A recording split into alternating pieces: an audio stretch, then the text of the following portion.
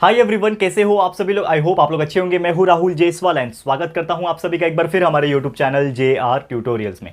Friends, आज again आपके सामने one of the most important science का लेक्चर वीडियो में लेकर आ चुका हूं दोस्तों, जिसमें हम पढ़ने वाले हैं हमारे 6th स्टैंडर्ड के लिए साइंस का जो हमने एक न्यू चैप्टर की ऑलरेडी शुरुआत की थी दोस्तों, जिसका नाम है चैप्टर नंबर 4 डिजास्टर मैनेजमेंट। ये एक ऐसा चैप्टर है जिसको हमें पढ़ना आज के डेट में जितना इंपॉर्टेंट है उतना आगे भी रहने वाला है। इसके लिए चैप्टर को जितना हो सके उतना समझ के ले लेना फ्रेंड्स।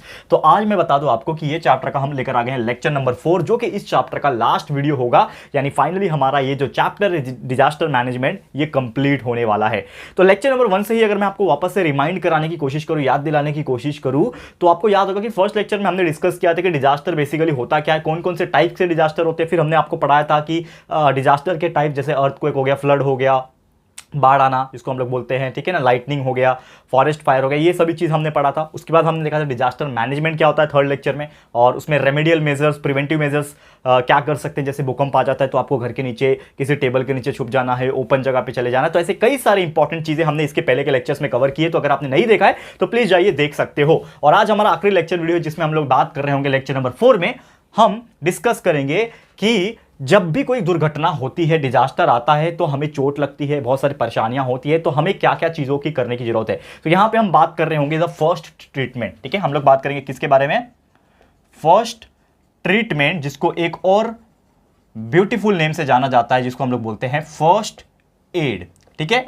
तो फर्स्ट एड मतलब पहला उपचार, जिसको नॉर्मली हिंदी में बोलते हैं पहला उपचार। मतलब क्या होता है यार, जब भी हमें कहीं पे भी कुछ तकलीफ होती है तो हमें फर्स्ट एड बॉक्स याद आता है। अरे यार फर्स्ट एड बॉक्स किधर है, अरे यार फर्स्ट एड बॉक्स किधर है, करेक्ट है। तो फर्स्ट एड बॉक्स ऐसा क्या होता है, तो first aid box is nothing but a box जिसके अंदर बहुत सारी ऐसी चीजें होती हैं जो हमें इनिशियल तौर पे उपचार करने के लिए, ठीक करने के लिए जरूरी होती है। जैसे कि उसमें एक एंटीसेप्टिक होता है, जैसे आज के डेट में लोग डेटॉल वगैरह, सैवलॉन वगैरह इस्तेमाल करते हैं। एंटीसेप्टिक होता है ताकि उस जर्म्स एंड बैक्टीरिया किल हो सके। जलन जो है बेसिकली वो थोड़ा सा होता है, लेकिन फिर भी वो उसको ठीक करने की कोशिश करता है, ठीक है। स्किन रैशेस वगैरह आ जाते हैं, उसके ऊपर अप्लाई होता है। पट्टी होती है व्हाइट वाली, ड्रेसिंग टेबल बोलते हैं, नहीं सॉरी ड्रेसिंग टेबल नहीं, ड्रेसिंग टेप बोलते हैं, माफ करना, टेबल निकल गया मेरे मुंह से। तो ड्रेसिंग टेप बोलते हैं, वो चीज़ हो गया। फिर बैंडेड होता है, अलग अलग टाइप के गेज होते हैं। तो ऐसे अलग अलग चीज़ें होती है एक फर्स्ट एड बॉक्स में। अगर आपके घर के आसपास कोई चीज़ होगा तो आप पूछ सकते हो जाके कि फर्स्ट एड बॉक्स मुझे देखना है, आप जाके जरूर से चेकआउट कर लेना। और जिनके पेरेंट्स मतलब किसी फार्मेसी में या फिर किसी हॉस्पिटल में ऐसे काम वगैरह करते होंगे ना किसी भी रूप में, तो उनको बहुत अच्छे पता होगा। तो फर्स्ट एड बॉक्स इसके लिए बहुत ज़्यादा जरूरी होता है। फर्स्ट एड ट्रीटमेंट भी उसी के साथ बहुत ज़्यादा जरूरी होता है।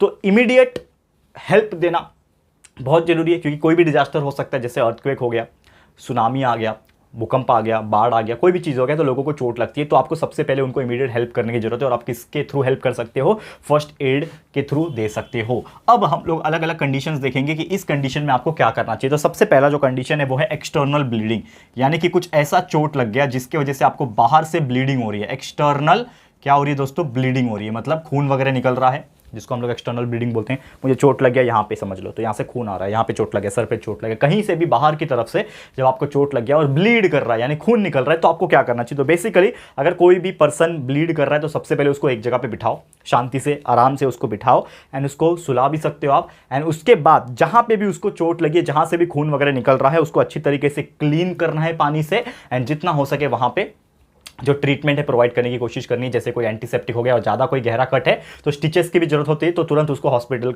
लेके जाना भी बहुत ज़्यादा जरूरी है। लेकिन सबसे पहले आप क्या कर सकते हो, इनिशियल तौर पे जहाँ पे भी चोट लगी वहाँ से क्लीन वाटर से, क्लीन कपड़े से साफ कर सकते हो, ताकि कुछ गंदगी ना जा सके और सेप्टिक ना हो सके। तो आप एंटीसेप्टिक वहाँ प्रोवाइड कर सकते हो। और अब और भी बहुत सारी चीज़ें होती हैं जो आप एज ए स्टार्टिंग लेवल पर आप कर सकते हो, ठीक है। अगला जो टॉपिक है एक्सटर्नल ब्लीडिंग, तो समझ में आ गया। अब उसके अलावा अगर कोई भी डिजास्टर होती है या फिर कभी भी ऐसा होता है जिसमें आपको जल गया, बर्न होता है ना, बर्न यानी जो भी स्किन है वो जल गया, फिर कहीं से भी आप जल जाते हो, स्कैल्ड आ जाते हैं, ठीक है। तो अगर ऐसा होता है, दाग वगैरह आ गए, छाले पड़ गए, ठीक है ना, जलने के वजह से, तो आप क्या कर सकते हो। तो ये जो है सबसे पहले मैं बता रहा हूँ माइनर के लिए, माइनर बर्न मतलब छोटा मोटा जला है, बहुत ज़्यादा नहीं जला है।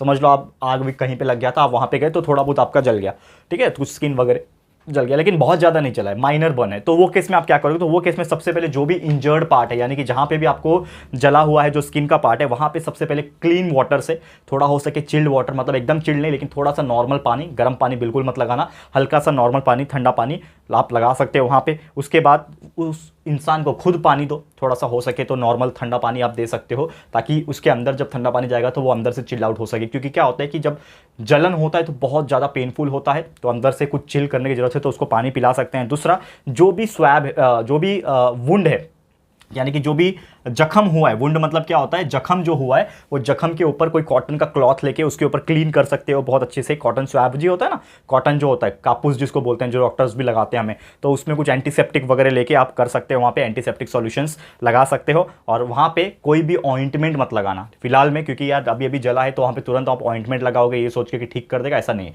तो तुरंत ऑइंटमेंट मत लगाओ, वहाँ पे थोड़ा देर रुकना पड़ेगा। और जितना हो सके जो ड्राई ड्रेसिंग टेबल होता है, आपको पता है ड्रेसिंग टेप होता है, देखो बार बार मेरे मुंह से ड्रेसिंग टेबल निकल रहा है, ठीक है। तो ड्रेसिंग टेप जो होता है, जो व्हाइट कलर की पट्टी होती है ना, सर पे चोट लग जाती है तो व्हाइट कलर की पट्टी बांधते हैं, वो जिसको हम लोग बोलते हैं ड्राई ड्रेसिंग बोलते हैं, बेसिकली टेप होता है वो, एक तरीके से वो बांध दिया जाता है ताकि कुछ इन्फेक्शन उसमें ना हो सके। तो ये माइनर बर्न के लिए था। लेकिन अगर कोई बहुत बड़ा जख्म लगता है, यानी कि बहुत ज़्यादा जल गया है कोई इंसान, जैसे होता है कभी कभी घर में वगैरह आग लग जाती है और इंसान लगभग 30-40% जल जाता है, मतलब बहुत ज़्यादा जल जाता है, तो वो केस में क्या करना है? तो वो केस में सबसे पहले तो यार इमोशनल सपोर्ट देना बहुत ज़रूरी है, क्योंकि ये केस में जीने की इच्छा ऑलमोस्ट खत्म हो जाती है, क्योंकि हम जल चुके हैं, हम कुछ नहीं कर पा रहे, पूरा शरीर मतलब एक तरीके से जल रहा है। तो वो केस में सबसे पहले उसको सहानुभूति देना, इमोशनल सपोर्ट देना, ताकि यार कुछ नहीं हुआ, टेंशन मत ले, तू बच जाएगा, तेरे को इलाज मिल जाएगा, तू ठीक हो जाएगा बिल्कुल। इस प्रकार का इमोशनल सपोर्ट उसको देना है। और जितना हो सके उसका जो जख्म है उसको क्लीन करने की कोशिश करना है, बहुत ज़्यादा निकालना नहीं है, तो उसको बहुत ज़्यादा पेन होगा। इस प्रकार से जितना हो सके, समझ लो मेरा हाथ जल रहा है तो यहाँ पे मेरे हाथ में अगर मैंने वॉच पहना हुआ है, ज्वेलरी पहना हुआ है, कुछ भी पहना है, तो उसको स्मूथली निकालो, क्योंकि वो स्किन के ऊपर चिपक सकता है जलने की वजह से, तो वो निकाल सकते हो वहाँ पे जाके, ठीक है ना। जितना हो सके उतना क्लीन करना, साफ पानी लेके, वो इंसान अगर पीने के कंडीशन में रहेगा तो उसको पानी आप पिलाओ, ठंडा पानी पिलाओ, ये आप कर सकते हो। दूसरा, जो ब्लिस्टर्स आ जाते हैं जलने के बाद, जो शरीर पे दाग आ गए या फिर जो जला हुआ स्किन है, उसके ऊपर कुछ भी छेड़छानी मत करो, क्योंकि कुछ भी अगर करोगे तो वो इंसान को बहुत ज़्यादा पेन होगा, और वो पेन से उसकी डेथ भी हो सकती है, तो वो बिल्कुल मत करो, ठीक है ना। जितना हो सके उसके कपड़े को निकालने की कोशिश करो, ताकि वो एक तरीके से वो कपड़ा उसके ऊपर स्टिक ना हो, और जितना जल्दी हो सके उस इंसान को हॉस्पिटलाइज करो, यानी हॉस्पिटल में पहुंचाओ, ताकि डॉक्टर्स लोग उसका बहुत अच्छी तरीके से ट्रीटमेंट कर सके और प्रॉपर तरीके से, ठीक है, ये कर सके। और कोई भी गर्म चीज़ पीने के लिए ना दे, जैसे चाय कॉफ़ी वगैरह ना दे, जितना ठंडा पानी हो सके उतना दे, ठीक है। तो ये सब चीज़ आप कर सकते हो। इसके अलावा और क्या कर सकते हैं हम लोग? अगर कोई चीज़ है, मतलब समझ लो, एक तो मैंने कंडीशन बता दिया, ब्लीडिंग हो रहा है तो आप क्या कर सकते हो, बर्न हुआ, जल गया, ठीक है ना, माइनर कंडीशन में, मेजर कंडीशन में, तो आप क्या कर सकते हो। लेकिन इसके अलावा और क्या हो सकता है? अब जैसे कि कभी कभी सनस्ट्रोक आ जाता है, कुछ लोग होते हैं जिनको कड़क जो धूप होती है ना, बहुत ज़्यादा कड़क धूप, उसमें चक्कर आ जाता है, सनस्ट्रोक बोलते हैं। अरे बहुत धूप में चल रहा था, अचानक से चक्कर आके गिर गया, तो सनस्ट्रोक वगैरह होता है। तो सबसे पहले वो इंसान का मेन कारण क्या होता है सनस्ट्रोक आने का? वो ये होता है कि कोई भी इंसान जब चक्कर खा के गिर रहा है तो सबसे पहला कारण ये है कि उसके शरीर में सॉल्ट्स और पानी की कमी है, पानी की कमी है, और सॉल्ट एंड मिनरल जो हमारे नेचुरल चीज़ें होती है जो हमारे शरीर में, उसकी कमी है। तो सबसे पहले वो इंसान अगर बेहोश हो गया तो उसको उठाओ, मुंह पे छींटे मारो, उसको उठाओ और उसको पानी पिलाओ। सबसे पहले पानी पिलाओ, हो सके तो कुछ मिनरल वाटर वगैरह जो होता है वो आप उसको पिला सके, और जितना हो सके पानी पिलाओ।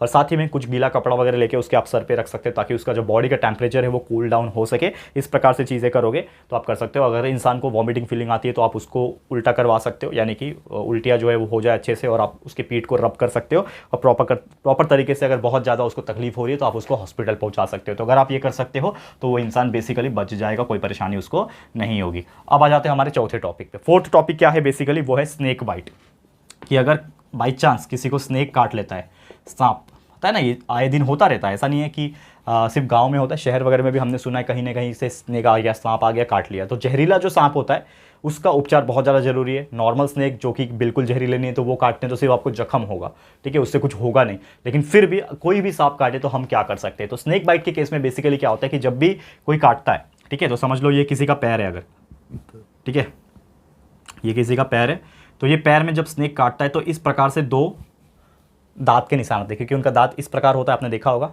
ऐसा काटते हैं वो लोग, तो ऐसा दो आ जाता है तो समझ जाना किसी स्नेक ने काटा है। तो सबसे पहले आप क्या करोगे, जब भी जहाँ पे भी स्नेक काटेगा उसके ऊपर कोई एक टाइट कपड़ा एकदम बांध देना, एकदम टाइट बांध दो, ताकि जो ब्लड फ्लो है वहीं पे रुक जाए। और यहाँ पे जो जहर उसने दिया हुआ है, अगर जहरीला सांप था तो यहाँ पे काटा है तो यहाँ पे जहर है ना, तो वो इसके ऊपर के बॉडी पार्ट्स में ना पहुँच पाए, क्योंकि बेसिकली सांप जो काटते हैं वो पैर में ही काटते हैं, क्योंकि वो नीचे से काटते हैं।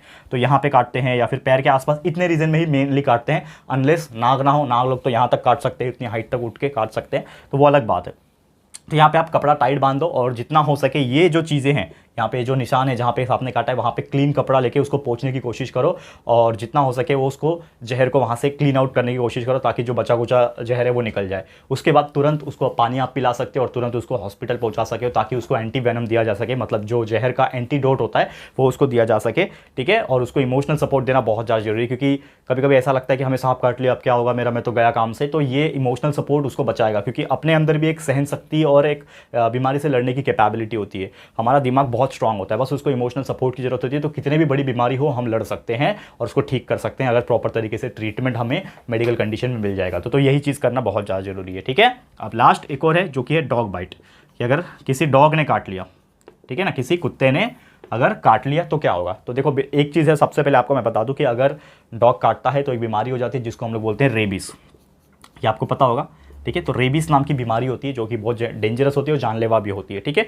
तो रेबीज जो बीमारी है ये नॉर्मली इन्फेक्शंस जो इसके दांत में होता है, डॉग जो होता है कुत्ते के दांत में, तो वो घुस जाता है, उसके अंदर बैक्टीरियाज और इन्फेक्शन जो होते हैं वो हमारे ब्लड के अंदर फैल के हमारे पूरे शरीर को ख़राब कर सकते हैं। तो सबसे पहले रेमेडियल मेजर्स क्या है, इसको हम लोग कैसे ठीक कर सकते हैं बेसिकली। तो यहाँ पे जो भी जख्म कुत्ते के काटने की वजह से हुआ है उसके ऊपर हम लोग एक सॉल्यूशन जो कि पोटेशियम परमैंगनेट और या फिर कोई भी एंटीसेप्टिक का हम लोग लगा सकते हैं, क्योंकि potassium permanganate is also use as a antiseptic, ठीक है ना, ये इसका इस्तेमाल किया जाता है। और जो भी जख्म है उसको क्लीन करके उसको ऊपर कपड़ा बांध दो, ड्राई कपड़ा, सूखा कपड़ा उसके ऊपर बांध दोगे, एंड जितना हो सके डॉक्टर के पास जाके कुछ प्रॉपर तरीके से इंजेक्शन होते हैं। जैसे कि आपको पता था पहले के ज़माने में कुत्ते ने काटने की वजह से हम लोग 14 इंजेक्शन लेते थे, अभी वैसा नहीं है। लोग बोलते थे ना अरे कुत्ता काट लेगा तो 14 इंजेक्शन पेट में लेने पड़ते थे। तो बेसिकली पहले के ज़माने में होता था बिकॉज एडवांस मेडिकल कंडीशन नहीं था, लेकिन अभी एडवांस टेक्नोलॉजी है तो हम सिर्फ एक ही इंजेक्शन लेंगे तो भी हम लोग बच सकते हैं डॉग के काटने की वजह से, ठीक है। तो ये चीज़ ध्यान में रखना, क्लियर है।